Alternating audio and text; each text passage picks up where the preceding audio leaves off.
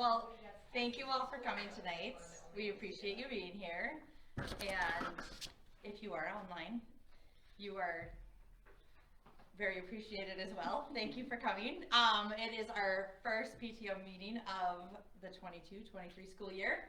I am Stacy Anderson, PTO president with Aaron. I have two boys that are in 5th and 7th grade.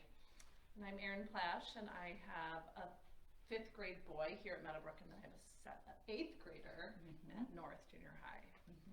And this is our first in-person meeting and video, so give us we're real comfy behind our computer. So I do want to say that we are on just Facebook Live tonight, so this isn't a private meeting, so just want to be careful if we are talking about our kids or our teachers to just refrain from using names if at all possible, just for privacy's sake on everybody's ends.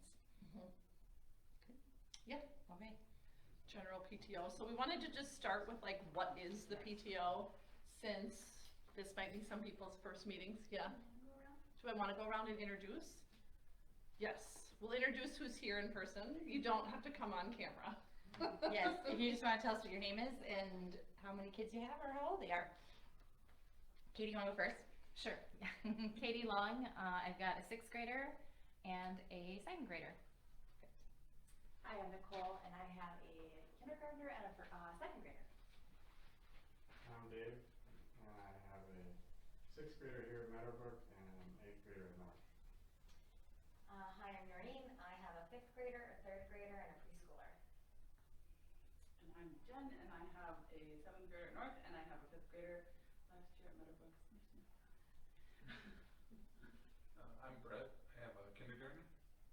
I'm Anna. I have a kindergartner and another son who is in preschool. I'm Shanna, and I have a 2nd grader. No, I'm a 3rd grader. And Natalie? And I'm Natalie. I'm a principal, but also I have a 5th grader, an 8th grader, and a 10th grader, and then just kids. Was there anybody online that chimed in, Katie? We have Ann Gurrell online, and we've got a couple other viewers, but nobody else has said anything. So the chat is open, and we do have somebody monitoring that. If there's anything you want to say or ask, we're all ears. Do you want me to say what is the PTO? Please do. All right, so on the side we have basically what is our PTO mission, and this has been our mission for, we've got our old past president here, Jen. Did you guys write the mission, or was it the mission previous? We didn't author any. I feel like, didn't we have some district help with that? Within your tenure? Yeah. So essentially, we are a volunteer organization.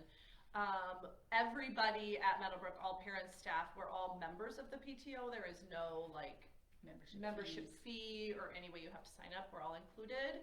And our goal is to support the success of our students here at Meadowbrook. I'm not going to read what it says. And our staff. And our staff, and that includes teachers and bus drivers and custodians and everything. We're not just about fundraising. No. That is a part of PTO, of course, but a big part of it is that we just want to make sure that everybody is supported. So one of the things I wanted to pull up here was just quick, was our PTO website, just so everybody knew. This is, oh my gosh, help. You were so prepared. I was so prepared. Where did it go? I think it's still here. While you're It's doing so that, small. Yeah, go there is ahead. a question. Yes. So Lindsay Gurton's on, and she wants to present carnival details, but she's only in listen mode. So is there any way for her to call in? There's not, unless she like calls my, she could call my cell phone or she could call my somebody's phone and we could put her on speaker. Okay. Yeah. So I had that linked, the PTO website, because we're really trying to centralize all of our communications and everything. If there's ever anything you need to know, it should be located on this website. So I just wanted to highlight that. It's just meadowbrookpto.weebly.com. So I think I can go back to the slideshow just by touching, right? Or do you have to use the computer? I have no idea. You have to use the computer. It's so small on there. Okay. Okay, well that was not so hard. Are we in? Yeah. Other way. Do you have anything else we want to add about what is the PTO? I do not. Okay. Then we're on. Ms. Natalie, one of the things we always try to do at the PTO meetings is have a little update from our principal. Would you be comfortable coming to the spot and sharing? Yes. We taped a square on the floor for you. Right? Well, hello everybody at home. My principal update tonight really is, I was just gonna give a quick enrollment update, a new staff update. So Meadowbrook has about 860 students this year, which is very similar to what we had last year, which means enrollment is strong, which really means our staffing can stay consistent over the years. We did welcome 7 new licensed staff this year. And so we have Mr. Martin in 1st grade. He's actually not new, but he's returning to us. We have Ms. Morrill in 2nd grade. She's not new to the district, but she is new to Meadowbrook. And then in 4th grade, we had a staffing change. Mr. Miller moved from 6th grade to 4th grade. And then we have 3 new 6th grade teachers, Ms. Collar, Mr. Olson, and Mr. Johnson. And then we have a new, 2 new special education teachers, Mr. Bose and Ms. Korick. And so we're really excited to welcome them. And we also welcomed 7 new special education paras this year. And we feel extremely grateful that in this staffing shortage, where a lot of districts are still hiring for paraprofessionals, right now we have all of our positions filled, and we have great people who are bring a lot of positivity and new ideas to those roles too. So we're feeling great about that. It's been a really good start to the school year, and it seems like kids are happy to be back. They're also happy to be back under pretty much old-time, quote-unquote, normal circumstances. And so I would say just this week, I started to notice in my own kids and some kids at school that we are kind of moving past the first days of school and into where we're kind of starting more academics. And so there's just a little bit more maybe uncertainty again. And I don't know, my kids are a little bit more tired again, where we had bounced back from the first day of school energy drain, and just a little more rigor coming home. So that's happening around here. And we're going to talk about the carnival, but I'm ready for the carnival. I hope you buy your tickets, and thanks to everyone who's been planning and who will volunteer, because that's huge. And I think that's it. All right. Just some more people have introduced themselves. Sure. Online. Okay. And Lindsay's going to come. She's going to come. She's here. running too as well. Well, we'll save the carnival part for once our carnival people come then. So we'll go out of order. Jen, do you want to talk about Art Adventure for us? You don't want to be on camera. That is just fine. I will click for you and you just talk nice and loud. Okay. Like you could stand over here and maybe just talk to me. I can stand over there. You don't have to be on camera. Do you want? No, I don't Okay. care at all. So, if you haven't heard about Art Adventure yet, it's just really cool. It's my favorite thing I've done. Pretty much my favorite thing I've done as a volunteer at Meadowbrook. And it is basically supported by MIA, Minneapolis Institute of Art. And they provide the training and the materials and the artwork. And they have a number of sets. This year's set is Amazing Animals. And we have 5 coordinators this year, which is like so wonderful. We have kind of 2 outgoing and 3 incoming, and we have a lot of parents interested. Last year we had almost 40 volunteer parents that were entering the classrooms and presenting 6 works of art over 3 sessions. And maybe the next slide will be helpful here. Yeah. It's a big program throughout the state, serving a lot of K through 6 students, over 70,000. And you think about it as like, is it just coming in and talking about art history and really getting into that painting? And it's really not. It's really more of a, what are you noticing? How does it make you feel? Why is that? What story is being told? Critical thinking is a big part of it, and it's really neat because every year I've done it, which is 3rd grade classroom, 4th grade classroom, this would be 5th grade. The kids, you think there'd be a point where they're kind of over it, but they're into it every single year. And it's really neat. And you're a picture person once you get this training done. And you have about 30 to 45 minutes with your students and the teachers there too to help. And usually there's a group of 2 or 3 that do it, which is really nice. A lot more. Sometimes it's one parent in a room too. I've done that too. It's fine. And you know, it's an exciting way to see what goes on in the classroom and see all these creative answers that come up. And then there's a little video here that I'll just give you. It's from Mia. And it's like 4 or 5 minutes. We'll just watch a couple minutes of it and get a little idea of what it's like. I figure we want to see it bigger, right? Yeah.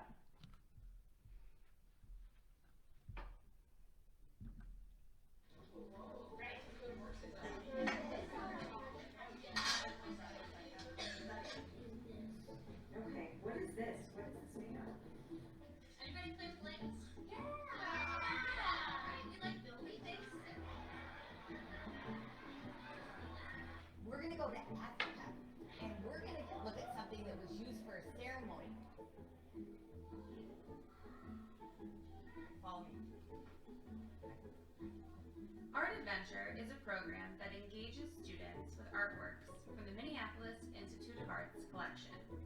Thousands of trained volunteers bring visual arts into K-6 classrooms across Minnesota. The program encourages creativity, critical thinking, and global awareness through in-depth explorations of art across various cultures and time periods. Art Adventure is an opportunity for students to experience art up close and personal through reproductions, technology, and touch and feel props. Besides fostering a love of art, a recent evaluation showed that the program supports 5 major critical thinking skills. Each discussion begins with an invitation to look closely at the artwork. Students are asked to describe what they see, and, when appropriate, to figure out what is going on in the artworks. What else do we see when we look up close? Brown. What's brown? I like that Additional question. What's questions brown? and prompts encourage students to notice details in the artworks. The longer they look at an artwork, the more they begin to notice details that further inform their exploration. So when we look at art, what I'd like you to do is first, quiet, look at it for a minute and really look at every little piece of it. Okay. So the video kind of shows a mixture of like in the Art classroom Adventure helps experiences students understand and field trips to Mia, to the Minneapolis Institute. And the field trips are free. To enter, I think it's always free to enter the museum, yeah. And but the busing is expensive. They have some scholarships for busing, but usually PTO has paid for busing, so that's really great.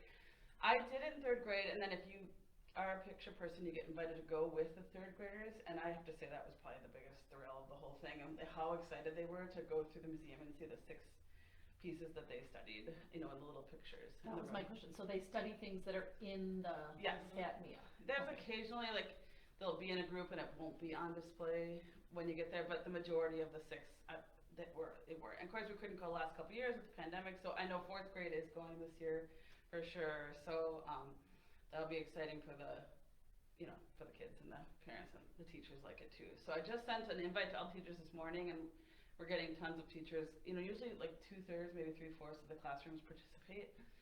So yeah, I think there's one more slide, isn't there? I think so. Yeah, so just a little bit more on what we touched on. You can use January, February, March are when the sessions are again this year, like last year. We do offer in-person or virtual. Most folks do the in-person, and even last year when we had even more concerns with COVID, I think. If you sign up, we'll pair you with your teacher that you want. Sometimes there is like 5 or 6 parents that want to do one teacher, and we'll do that too, but you know, it's nice if all classrooms are covered. And yeah, so there is, I hope, an email on there somewhere. Another parent gave me the slides. We'll put it in the notes. Do you have a, Our do you own- have an email? Do you wanna put it in the, if you put it in the, can she put it in the chat? It's in the newsletter. Oh, it's in the newsletter. Yeah, that's fine. And if they wanna volunteer on the website, there's the volunteer form, and that is, Yeah, just That's MD it, Art first. Adventure At @gmail.com. Yeah. Any questions? You can let me know if you're interested tonight. Noreen's doing, I'm doing. MD Art Adventure? MD. It is honestly, Yeah, Art Adventure. honestly, if there's one thing you wanna volunteer for, it's so amazing to do.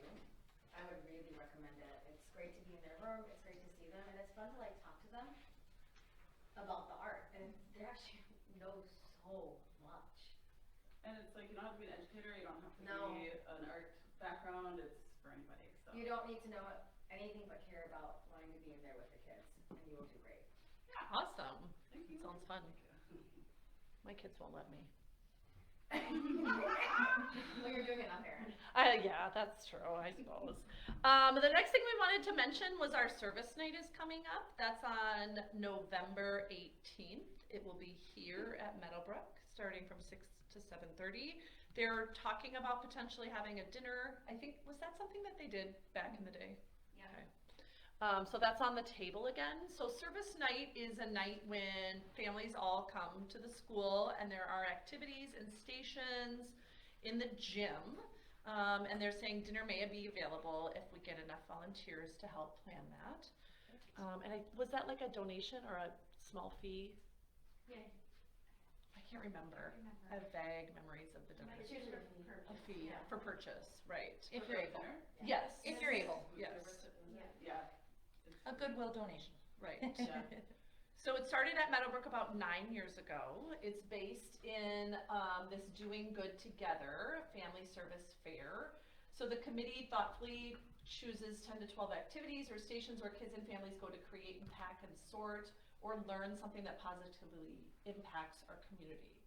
So some of the past things they've done is making cards, packing laundry soap for Prism, made giving boxes to collect donations, tied fleece blankets. I think Easton's favorite was always making the things for the Humane Society, like the little ping pong balls for the cats or the snuffle things for the dogs. So that's just something to put on your radar. Again, volunteers link to the website if you want to join Yep, that. straight to our website, you'll find all the info you need. Yep, oh, and they're in need of volunteers. So the committee member, there's Angela Johnson is our main contact right now, and I think she's kind of on her own She is on this her own year. right now. So she's looking for A some co-chair committee or- members to help her out. It's like a 6 to 8 week commitment. We would want to have help planning and organizing the event as well as helping out. They're also looking for station leads and dinner volunteers. So this would be like a 45-minute to a 90-minute commitment the night of the event. So the station lead would help keep the station running and help explain what the project is, and the dinner people would help with the dinner. And then there's Angela's contact info. If She's super nice, she has 3 kids, she's been doing it like 5 or 6 years, she's awesome. yeah, she Really has. easy to pair up with. And they've done virtual the last 2 years, so this will be something that's coming back to an in-person event, which we're excited for. Yes, we are. Do you want to go back to the carnival? You ready? Or do you want a minute to breathe? We're going back to the carnival. Thank you. Our fearless carnival leader, Lindsay Gerton, is here to tell us. Co-carnival leader. Co-carnival leader. Coming to tell us all about the carnival. So if anyone wonders if you have enough time to be on one of these committees or help out, I can say that I just flew in from Orlando at a conference. Jenny just left today. She's in Oregon. We're all over the place. So yes, you can do it. So I'm here to talk about the Meadowbrook Carnival. For any of you that are new to Meadowbrook or haven't been to the carnival, it's a very much beloved event at Meadowbrook. Last year was the first year we had it outside, which was very awesome, and everyone is excited to do it again. You want me to push for you, or are you good? Sure. So I just wanted to recognize our committee. So if any of you have been to the carnival before, you know it is massive. It takes a lot of people, a lot of volunteers. So I just wanted to recognize all the people that are involved in our committee. So Jenny Dennis is my co-chair, and then Jamie Nelson has been helping us with the design work. Kara Carper has been helping with Eat Street. Megan Kalinowski has been helping with ticket sales and sponsors, and then Kelly Green has been helping with Meadowbrook Adventures. One thing I want to call out is Cara is actually going to be graduating out of Meadowbrook with her youngest student. So I am looking for somebody that would love to shadow Eat Street and potentially help take that on in future years. So if that is of interest to you, please reach out. And you'll notice I have the Meadowbrook website at the bottom. So if you guys want any additional information at Carnival, that's going to be the best place to find that. So what we heard from last year, so again, last year was the first year we were able to be outside and having the carnival. We had really grand plans to have an awesome carnival in 2020. Obviously those plans didn't work out. We then thought we would do it in the fall. That didn't work out either. So Jenny and I for a while were the laziest carnival co-chairs ever and didn't do the carnival for many years.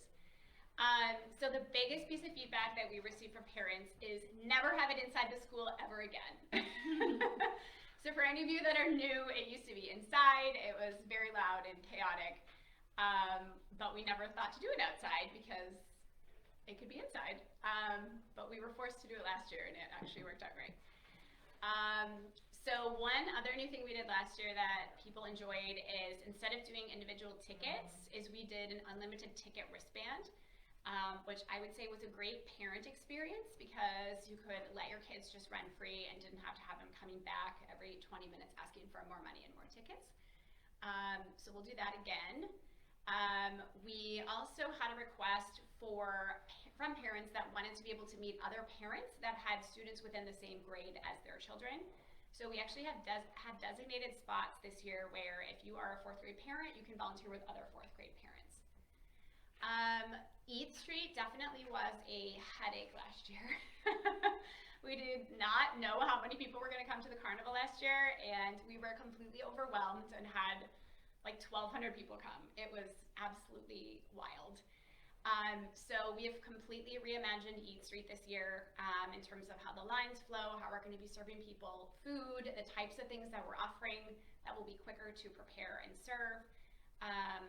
So for any of you that were hoping to have walking tacos with 7 different customizations, you're out of luck.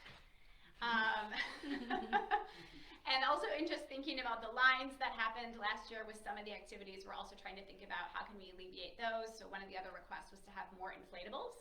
So we will have a second inflatable. So we'll have a giant slide this year as well as a inflatable obstacle course. And then face painting also had a huge line. We had some children that were asking for extremely detailed face painting work, which I think was challenging for some of the parents that aren't trained artists. So this year we're actually going to be shifting face painting to what's called Shimmer Tattoos. I don't know if you guys have ever seen those before. If you haven't, you put some glue on the skin and then put some type of glitter on the top. Lasts longer, less messy, and it's faster. So I think that will help with some of those lines as well. What's new? So every year we have to keep getting better. So number 1 is Eat Street. That was where we had the biggest opportunities. So we're super excited about the Eat Street plan that we have for this year. We are going to have more food as well. That was, again, something we didn't know that was going to happen last year, and we ran out of food. I think we sold everything except a few lonely fruit cups last year. So we are going to be better prepared for that. We have some new community partners that are going to be joining us. We are going to have the Hopkins Fast Pitch Softball Association come, so they'll be doing some type of softball throwing activity. And then the Cub Scouts are going to be back, but they will have a new activity this year. They're going to be doing inflatable archery, which looks very fun. Second inflatable, we already talked about. We talked about the Shimmer Tattoos. And sponsors has been a huge area that has warmed our heart and made it swell so large. So last year was the first year that we had done sponsorships, and we thought, we'll try it, see if anyone bites. We sold out all of them last year, which was amazing. And this year we had almost every single sponsor come back. In addition, we had 3 other people reach out saying that they wanted to do something. So we actually created 3 new sponsorships. So we have 17 total sponsors that are going to be helping out with carnival expenses this year, which is really, really exciting. And then I just wanted to recognize our top sponsors for the carnival. So Filigree Jewelers, Brent and Catherine Thies, we're super grateful for them. They're going to be sponsoring the cereal walk. And then we have City Lakes Realtors, which is Jessica Maselli, and then Brady Kroll. They're going to be sponsoring the two inflatables. So we're super grateful for them. So what's back? There are many games that all the families love, so those will be back for you guys to win prizes, have different types of experiences. The dunk tank was also something that was new last year, and I think that was a huge, huge hit. I think the one thing that we will try to do this year is find a way to make it so that the children can't push the arm after every single throw, because it did make a very long line, even though that was incredibly fun. Flare hair will be back, which is putting spray color in hair. Boo Boo Station, which seems silly as a parent, but children love it. Getting fake injuries and getting wrapped up. The giant slide, Eat Street, so you guys won't have to do dinner on Friday night, which would be great. And then we have some really great community partners, as I mentioned. And then Meadowbrook Adventures, which I'll speak a little bit more about, is going to be your chance to win some really great experiences that the teachers and staff have provided. These are the 8 community partners that we're going to find on site. So all of these community partners are going to be offering some type of activity or experience and are going to be fully staffing their booth, which is great from a volunteer perspective. So Three River Parks District is going to have some type of animal nature experience. Snapology is going to be doing spin art. We have the Hopkins Hockey Association. They'll do a hockey shot game. Park Valley United is going to do a soccer kicking game. Bop to Rock Music School. Last year they brought an instrument petting zoo, which was very popular. So they'll be back. The Cub Scouts will do inflatable archery. We have the Hopkins soft pitch. And then we'll be doing, the Meadowbrook PTO Teacher Appreciation Committee is going to be doing a table where we're going to be doing some teacher appreciation activities, which will be great. Eat Street. This is what you guys are having for dinner.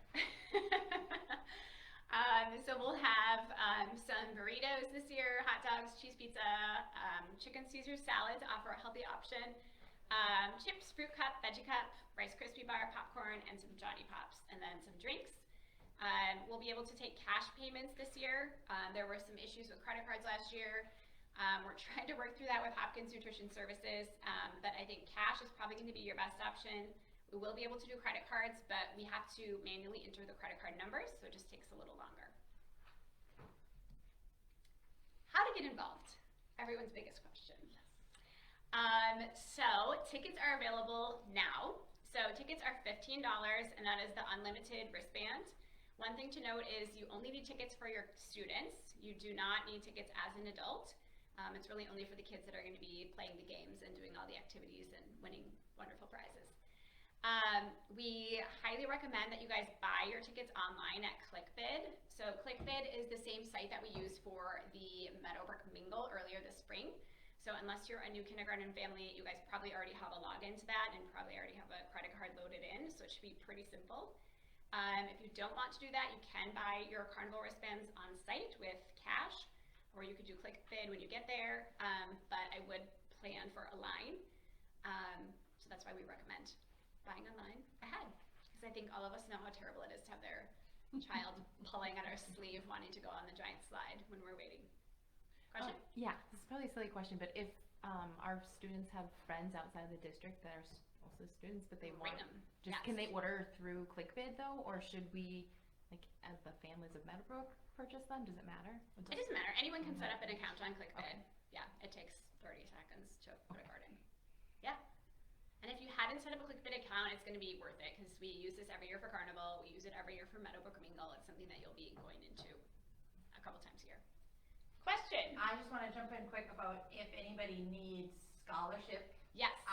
Yes. funds for wristband, please just reach out to the school counselors, school Yes. admin, Meadowbrook, email, any of those, Yes. and we will be able to help out with that. Absolutely. Yes. We want Every single person that wants to come to, please come.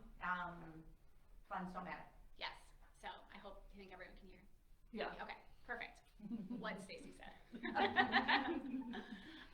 So I spoke a little bit about Meadowbrook Adventures. So for those of you that are new and don't know about this, we have a very generous group of teachers and staff that have collectively grouped together to come up with an experience that they will offer some very lucky students. So this could be something like a pizza party with the 4th grade teachers, or ice cream with the 2nd grade teachers, or different types of things like that. I think one of them is a jam session with the band teachers. It's really, really fun stuff. So this is part of the fundraiser for the carnival as well. So these tickets are going to be $1 per entry. There is, you're going to get a note about this in your Friday folders tomorrow. So there is an adventures list that you guys can look at online, and that will have all the adventures numbered so that you guys know what adventure number 1 is, adventure number 2. And then when you have your entry form, you'll need to write down which adventure you're trying to win. So you would write your name, your phone number, and then adventure number 3. And then you can either return that to the office with your payment. We only can take cash based on Minnesota gambling rules. Or you can complete your forms at home and then bring them to the carnival and then drop them off there and pay. Questions about that? Good. Volunteers needed. I cannot stress how important this is. I think if anyone is new and hasn't been to the carnival, this is not one of those carnivals where you just show up and there's staff to do things for you. This is definitely a community event. We need every family participating in a volunteer session. Every year we need at least 250 volunteers to make the carnival go, which is an insane amount of volunteers, but yet last year you heard we had 1,200 people attend and the lines were long. So what we don't want to happen is to have to cut down the number of offerings that we have at the carnival because we can't find volunteers. So we're doing pretty well at this point, but we still need 50 more volunteers. Most of those slots are going to be in the 6 o'clock to 7 o'clock time slots. I feel like when people start scrolling, they just fill the earliest ones fast. All of them are 1-hour volunteer shifts. The carnival's 3 hours this year, so there's definitely plenty of time for families to sneak in a volunteer shift. There's a couple different options. You can volunteer with your student and run a game if you want to supervise a game or do something like that. If you don't want to spend time with your child and want them to run free and want some time away, there's definitely volunteer spots where you can volunteer with other caregivers. And then we have some specific slots, as I mentioned, if you want to volunteer with other caregivers that are within the same grade as your students. And then our goals. So if all goes well, we're hoping to generate about $14,000 for the PTO for this year's carnival. So for ticket sales and Meadowbrook Adventures, we're planning to be flat to last year. Eat Street and sponsorships, we're planning on a slight increase from last year. Dave, does it look good? Looks good. Treasurer says it looks good. Any questions? Too many questions on the nothing. Crickets on mine. You covered it well. Yes, very detailed. So the biggest takeaway, sign up for your volunteer slots, buy your tickets, and buy your Meadowbrook Adventures tickets. Awesome. And we're looking for somebody to help us with Eat Street. Oh, yeah. So reach out. Okay, see you at the carnival. Thanks, Lindsay. That deserves applause. The carnival always deserves applause. Can we skip ahead and do the equity and inclusion one? We sure Noreen can. has a time, just to make sure. Yes. So we have a committee that hasn't really, is kind of new in its inception, and I was going to ask, Natalie, you did a really good job at the executive board the other day explaining kind of the history of why we started this as a PTO. Would you mind, I didn't mention that to you, Noreen, but the other day she explained kind of where this came from in our minds, so it would be great if you could. You're making me follow Natalie. I'm like, thank you. Thank you. I see how this goes. All right. So 3 years ago, as I was interviewing for the role of principal, the group of parents that were involved in the interview process started to have conversations between candidates about their experiences that they've had as caregivers at the school, with PTO, just in general. And what was learned was that while Meadowbrook maybe does a pretty good job with inclusivity among kids, parents have not always felt the same level of inclusivity. And so there wanted to be some strategic focus. And so the very first meeting that I had with Erin and Stacy, prior to my first year was really about where can we get started. And we have asked for interest and volunteers, and we've tried a few things in the past couple years. We currently have a core group of people that I feel like we can really jump off and do some great work together this year. And I think I'll leave that part for Noreen to describe. But what I appreciate about this is that equity and inclusion is something that I'm very passionate about, and I'm very encouraged that it's something that our parents and caregiver community also feel should be one of our top priorities too. So with that, thanks. I'm gonna go on camera, but You don't have to, no pressure. I'll survive. We'll survive. Maybe no one So the will be background there. and context was kind of what Natalie did. Yeah. And then you had asked for the notes to Yeah. be in. So I kind of want to start a little bit by kind of doing a little bit of a pitch. One of the things that we find is that activities that the PTO does that involves kids. Do you want to be on or not? I don't care. Okay. It's fine. I will survive. I'm gonna assume no one's on there and be okay. Pretend no one's there. So one of the things that we talked about is that a lot of the activities that we do that are like service night, carnival, and this, they get a lot of high attendance, high involvement, and it actually does it changes the kids' experiences, right? Carnival becomes this cultural experience that is shared with and transcends anyone's individual family or culture. Same thing for service night. And so one of the things that we have in the school is an opportunity to create a community. But this community doesn't get created if we all sit there and not participate. And so the group that got together was a smaller group, and then I've been in emails with other people who've been interested. And one of the things really is that this needs to be woven into the fabric of what we do and not one thing that we do.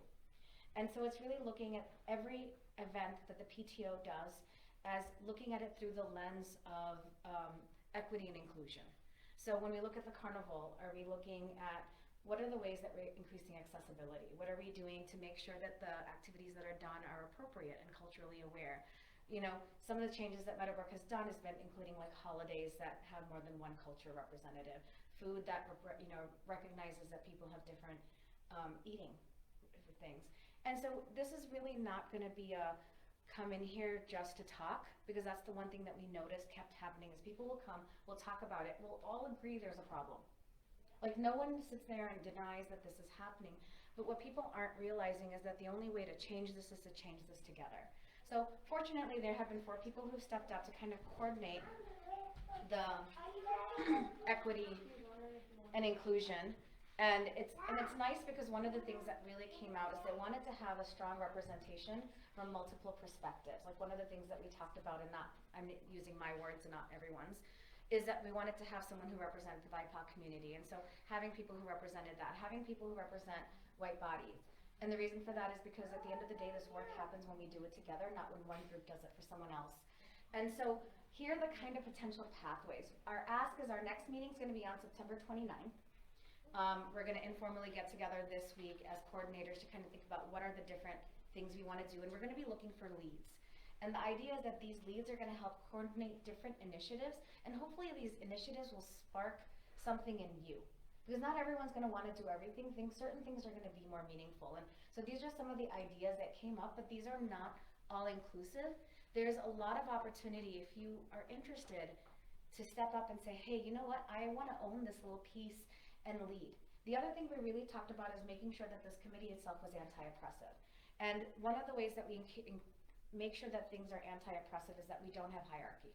We don't have hierarchy in the sense that this person is in charge and this person is not in charge, but really this idea that people in the community work together, stepping up and holding a piece of it, and the pieces come together to create something. And so yeah, there'll be a lead because logistically we need it, but it's not this idea of that person then makes all the decisions, but rather that it's this person who will coordinate the initiative. So some of the recommendations are kind of really looking at creating some of even a framework, right? We create a framework now. This framework exists year after year at Meadowbrook. The example that Natalie gave was one of the things she noticed is that our fall festival really ended up being a Halloween event, which was not inclusive for everyone. And so by changing it and moving up the carnival, having it at the time when it is fall, giving the event to get together, it's changing the way that we're doing things. And that's the idea of this committee, is to look at what we're doing and building an infrastructure that then continues to change it. So creating norms and agreements related to authentic inclusivity, which means that here's a checklist. When you're doing an activity or an event in the PTO, here's a list that you consider. Have I considered this? Have I considered this? Have I considered this? And that allows for there to be, no matter who's in the room, that list will serve to represent everybody's voice. Event planning protocol will include that, right? Who are we not considering when we make these choices? Who's being left on the margins? Who's not being considered? Opportunities for us to learn together. One of the things that got emphasized over and over and over again is that we only can do this work if we do it together. It's not about just parents, it's not just about children, it's not just about the teachers and the systems. Like, there's a lot of conversation about creating systemic change is everyone and all levels. And so how do we do that? So here's one way, and we would love to have a lead around this: roundtables, panels, speakers, and question and answer sessions. So more kind of what we're used to, that very direct, let's get information, let's get it together, let's move moving. And then if you go, you can go next. Thank you. Got excited. The next is curating resources. And so we can work with Mrs. Packham to provide families with resources for engaging into discussion or community events. Some of the conversation became